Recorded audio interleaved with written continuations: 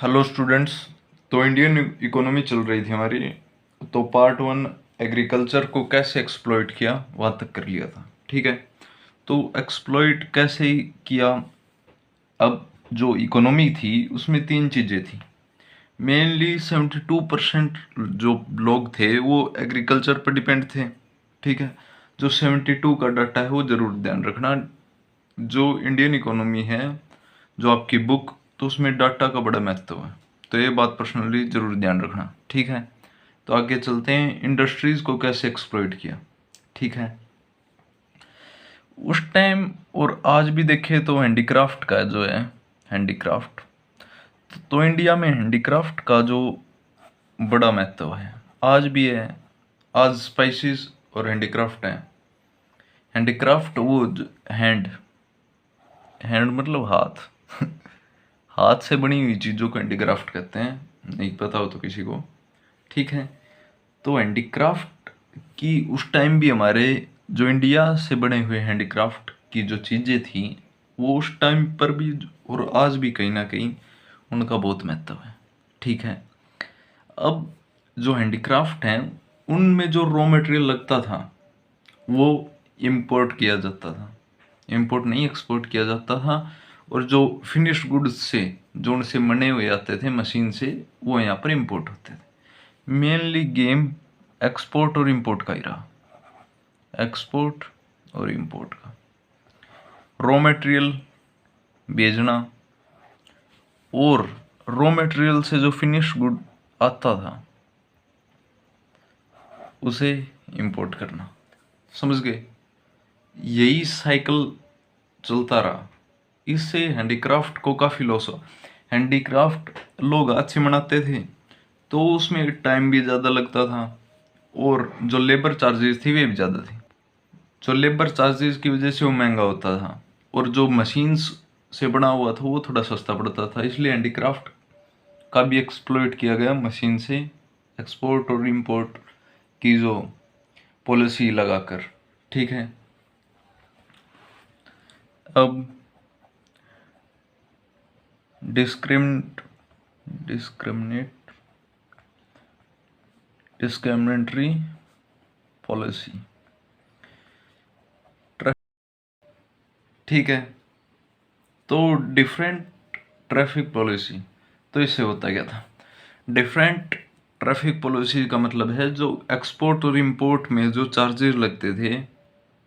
जैसे एक एग्जांपल के थ्रू समझाता हूँ। एक रॉ मटेरियल है, अब ये ब्रिटेन जा रहा है। अब इसको तो ड्यूटी फ्री कर देते हैं। ठीक है, ड्यूटी फ्री। और यही ब्रिटेन से इंडिया आ रहा है। रॉ मटेरियल की बात यही है। और ये फिनिश गुड आता था, इसको भी ड्यूटी फ्री कर देते थे, कोई प्रॉब्लम नहीं। पर जो इंडिया का जो प्रोडक्ट था फिनिश्ड गुड, वो जाता था बाहर तो उस पर टैक्सेस लगा देते थे, जिससे प्रोडक्ट महंगा हो जाता था, लोग खरीदते कम थे। समझ रहे हो? ये स्ट्रेटजी से पूरा जो इकोनॉमी को है वो लाया गया। अब ये हो गया, पॉलिसी ला दी, ट्रैफिक पॉलिसी, कोई फर्क नहीं। समझ रहे हो किस लेवल पे गिराया गया हमारी इकोनॉमी को। अब कंपैरिजन हुआ। कंपैरिजन कंपैरिजन किस किस के बीच में? मशीन और हैंडमेड के बीच में। मशीन प्लस हैंडमेड, ये स्टार्टिंग में समझाई दिया था। जो मशीन से बनी हुई चीज़ें हैं वो कंपैरिजन करते हैं जब हैंडमेड गुड से सस्ती पड़ती हैं। जो इंसान बनाते हैं और मशीन बनाती हैं, इन दोनों की प्राइस में बहुत ज़्यादा अंतर मिलता है। क्योंकि जो मशीन्स हैं उन पे ज़्यादातर कैपिटल एक बार आ चुका है एक्सपेंस, और जो लेबर है उस पे लगभग रोज ही आता है।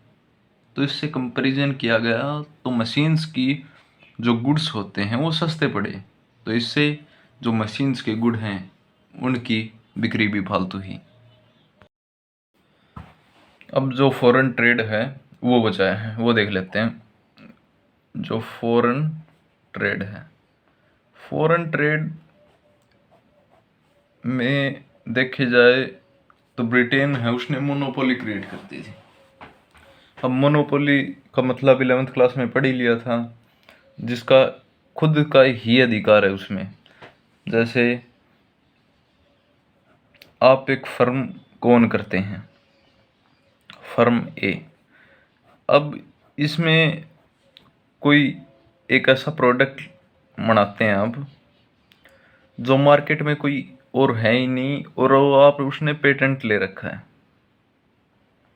पेटेंट जैसे एप्पल है, आईफोन 14 लॉन्च हुआ अब, तो एप्पल का जो लोगो है उसका पेटेंट राइट किसके पास है? एप्पल की फर्म के पास। तो उसकी मोनोपोली है उस लोगो पर देखी जाए तो ऐसे ही फॉरेन ट्रेड पर जो ब्रिटेन ने मोनोपोली क्रिएट कर रखी है। ठीक है, कैसे? एक्सपोर्ट ऑफ रॉ मटेरियल और इंपोर्ट ऑफ फिनिश गुड्स, बने बनाई वस्तुएं इंपोर्ट करते थे। इससे देखी जाए तो नुकसान कितना बढ़ रहा है। देखो, अब एक चीज़ है, अब कोई जैसे कोई मशीन लगा लो, तो उसके जो इक्विपमेंट्स हैं, जो जो मेन जो चीज़ है, वो तो आप इंपोर्ट कर रहे हो, आप एक्सपोर्ट कर रहे हो सॉरी। और जो मशीन है वो आपको कोई दोबारा वही चीज़, बस उसने उसको बनाया ही है, उसका काम सिर्फ उसको कलेक्ट करना था, रीअसेंबल करना था, समझ रहे हो? और उसी चीज़ के वो दुगने प्राइस आपसे ले रहे हैं। तो इस तरह के हालात बना दिए थे। एक्सपोर्ट और इंपोर्ट ऑफ फिनिश गुड्स का में यही है। अब मोनोपोली का आपको बता ही दिया था। मोनोपोली कंट्रोल ऑन ट्रेड, जो ब्रिटेन ने ट्रेन लिख दिया सॉरी, ट्रेड ट्रेड पर मोनोपोली क्रिएट कर दी थी। अब मोनोपोली क्रिएट करने से होगा क्या सर? उन्हीं के हाथ में आ गया सब कुछ कि कौन इंपोर्ट करेगा, क्या चीज़ इंपोर्ट होगी, क्या एक्सपोर्ट होगी, और उन पे जो ट्रैफिक पे जो टैक्स लगते हैं वो किन पे लगेंगे। ये इसमें सोचने वाले क्या बात थी? जो इंडिया की चीज़ें थी जो बाहर जा रही थी फिनिश गुड्स, तो उन पर टैक्स लगा देते थे, और जो खुद की थी वो ड्यूटी फ्री कर देते थे। अब इन्हीं में ही एक जो अहम रोल निभाया squeeze canal, squeeze sorry squeeze canal, squeeze canal ने जो धमाका मचाया ना सर राके, वो कहते हैं ना, कुछ तो डाकू थे ही तेज, कुछ उनको बंदूकें मिल गई। तो ऐसा ही काम किया स्क्वीज कैनल ने भी। स्क्वीज कैनल ने सर जो ब्रिटेन वासी थे उनकी स्पीड को दुगना कर दिया। कैसे किया? एक डायरेक्ट रूट, पहले तो क्या था, ज़्यादातर एक्सपोर्ट इंपोर्ट, पहले इतना प्लेन हवाई जहाज का इतना कोई क्रेज नहीं था। पहले पानी से ही एक्सपोर्ट और इंपोर्ट, और आज भी ज़्यादातर पानी से ही एक्सपोर्ट और इंपोर्ट होता है ज़्यादातर। ठीक है, तो स्क्वीज कैनल ने जो आतंक मचाया वो क्या था? डायरेक्ट रूट बना दिया। कहाँ थे? Europe to Britain. ये हमारा इंडिया है। ठीक है, पहले तो हमारा अखंड भारत था, पूरा पाकिस्तान भी। ये आज़ादी से पहले की बातें, किसी को नहीं पता तो बता दूं, जो इंडिया था अखंड भारत था, पाकिस्तान भी इंक्लूड था। तो यहाँ से ऊपर से जो स्क्वीज कैनल निकली उसने काम बहुत ही आसान बना दिया। कैसे?